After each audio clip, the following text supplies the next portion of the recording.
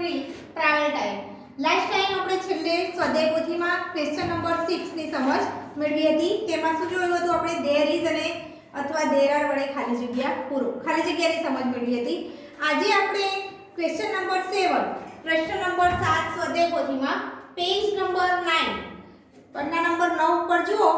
ઉદાહરણ પ્રમાણે આપેલા શબ્દો સાથે there is there are નો ઉપયોગ કરી વાક્યો લખો.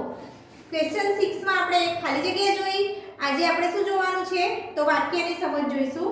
તો દરેક વિદ્યાર્થી મિત્રો પોતાની સ્વાધ્યાય પોથી ખોલો. જુઓ પેજ નંબર 9 ઉપર આપણે વાક્યની શરૂઆત કરીએ.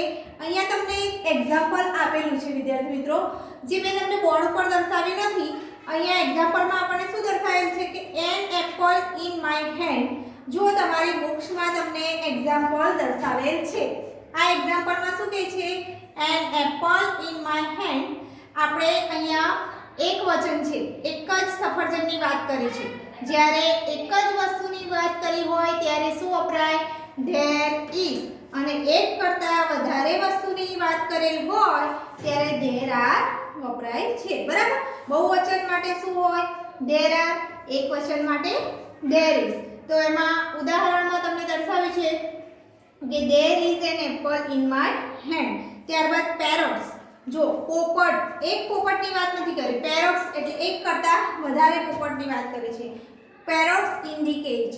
ત્યારે આપણને ઉદાહરણમાં વાક્ય બનાવીને દર્શાવ્યું છે કે there are parrots in the cage. શું કહે છે કે પાંજરામાં પોપટો છે, ત્યાં પાંજરામાં પોપટો છે. અને અહીંયા there is an apple in my hand, મારા હાથમાં એક સફરજન છે. તો આ ઉદાહરણ પ્રમાણે હવે આપણે વાક્ય નંબર 1 ની સમજથી શરૂઆત કરીશું. તો દરેક વિદ્યાર્થી મિત્રો જુઓ બોર્ડ ઉપર ધ્યાન આપો. મેં તમને અહીંયા લખીને દર્શાવેલ છે. પહેલું શું આપ્યું છે a monkey on the roof. છાપરા ઉપર વાંદરો છે. a monkey, વાંદરો કેવો છે એક જ છે. કેટલો છે એક જ વાંદરો છે. એટલે શું થઈ ગયું એકવચન. એકવચન હોય ત્યારે આપણે શું વપરાય there is, અને બહુવચન હોય ત્યારે શું વાપરવાનું there are. તો વાક્યમાં વિદ્યાર્થી મિત્રો તમારે ફક્ત there is આગળ લગાવી દેવાનું છે. શું કરવાનું છે આપણે લખવાનું there is a monkey on the roof. on the roof. આ મુજબ તમારે વાક્ય બનાવવાનું છે. શું કરવાનું છે તો જ્યારે એકવચન હોય તો there is લગાવવાનું અને પાછળ આ ઉપર આપેલ વાક્ય જોઈન કરવાનું રહેશે. એટલે આપણું વાક્ય રચના પૂરી કેવી રીતે તૈયાર થશે તો there is a monkey on the roof. ત્યારબાદ બીજું છે જો children in the cage, in the garden. શું કહે છે children in the garden. children એ કેવું થયું બહુવચન થયું. children child નથી, એક બાળકની વાત નથી કરી, બાળકો children ની વાત કરી છે. બરાબર. એટલે આપણે અહીંયા શું આવશે બહુવચન છે એટલે there are. શું લખવાનું રહેશે there are. તો તમારે અહીંયા લખવાનું કે there are children in the garden. તો આ થઈ આપણી બીજા વાક્યની સમજ. ત્યારબાદ વાક્ય નંબર 3 માં શું આપ્યું છે a cat near the door. શું કહે છે કે બિલાડી દરવાજાની નજીક. બરાબર. એક જ બિલાડીની વાત કરી છે. ઓકે. એટલે આપણે અહીંયા શું આવશે there is. શું મૂકીશું there is. તો ત્રીજા વાક્યમાં લખવાનું there is a cat near the door. ત્યારબાદ વાક્ય નંબર 4 જુઓ.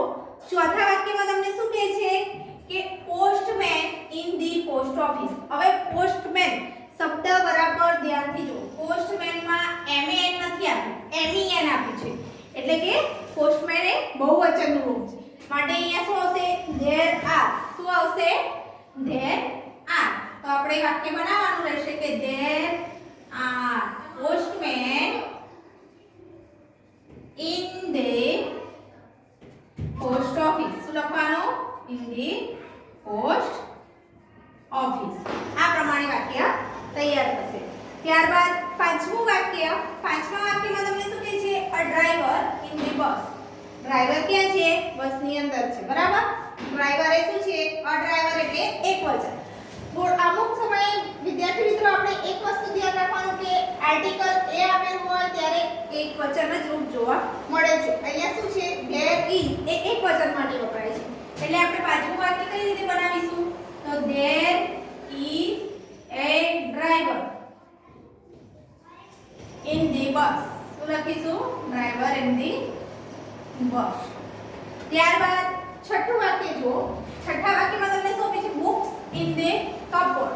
છઠ્ઠા વાક્યમાં શું કહે છે? books in the cupboard. તો books એ શું છે? બહુવચન છે. શું છે?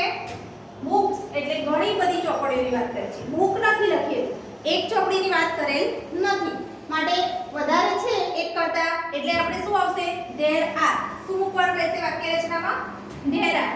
તો છઠ્ઠા વાક્યમાં તમારે મૂકવાનું there are books in the cupboard. cupboard. ત્યારબાદ જો સાતમું a cat under the table. શું કહે છે સાતમા વાક્યમાં? a cat under the table. cat એ એક જ બિલાડીની વાત કરી છે, ટેબલની નીચે છે, બરાબર. તો એમાં શું આવશે? તો there is. એક બિલાડી માટે આપણે એક વચન માટે is નો ઉપયોગ કરીએ, એટલે અહીંયા લખીશું there is a cat under the table. એના પછી આઠમું વાક્ય જુઓ. એમાં pencils in the box. બોક્સમાં ઘણી બધી પેન્સિલ છે, એક નહીં, એક કરતા વધારે છે. માટે શું ઉપયોગ કરીશું? there are. શેનો ઉપયોગ કરીશું? there are. તો લખીશું આપણે કે there are pencils in the box. in the box. ત્યારબાદ જો નવમું વાક્ય છે ગાર્ડન નિયર ધ સ્કૂલ. શું કહે છે? કે બગીચો સ્કૂલની નજીક છે. ક્યાં છે બગીચો? સ્કૂલની નજીક. તો એમાં ગાર્ડન બગીચો એ કેવું છે? એક વચન છે. માટે ત્યાં આપણે શું લખીશું? there is. અને ગાર્ડન ની આગળ શું લગાડીશું? આર્ટિકલ એ. તો અહીંયા લખીશું વાક્ય રચનામાં કે there is a garden near the school. શું લખીશું? near the school. દસમું વાક્ય જુઓ. women. WOMEN. સ્પેલિંગ બરાબર ધ્યાનથી જુઓ. women બહુવચનનું રૂપ છે. કેવું છે? બહુવચન. at the fair. મેળામાં ઘણી બધી સ્ત્રીઓ છે, બરાબર. એક સ્ત્રીની વાત નથી કરી. તો અહીંયા શું કરીશું? બહુવચન છે એટલે આર મૂકીશું. there ની પછી શું મૂકીશું? આર. વાક્ય રચનામાં તો લખીશું there are women at the fair. આ રીતના અહીંયા વાક્ય રચના આપણે પૂર્ણ કરી. ત્યારબાદ જો પછી તમને આપેલ છે 11મું વાક્ય. 11મા વાક્યમાં શું કહે છે? કે mice in the house. 11મું વાક્ય જુઓ વિદ્યાર્થી મિત્રો, ધ્યાન આપજો બોર્ડ ઉપર. જો 11મા વાક્યમાં શું કહે છે? mice in the house. એટલે કે માઉસ એ ઉંદરની વાત નથી, એક કરતા વધારે છે ઘરમાં, બરાબર. એટલે અહીંયા શું આવશે? આપણે there are.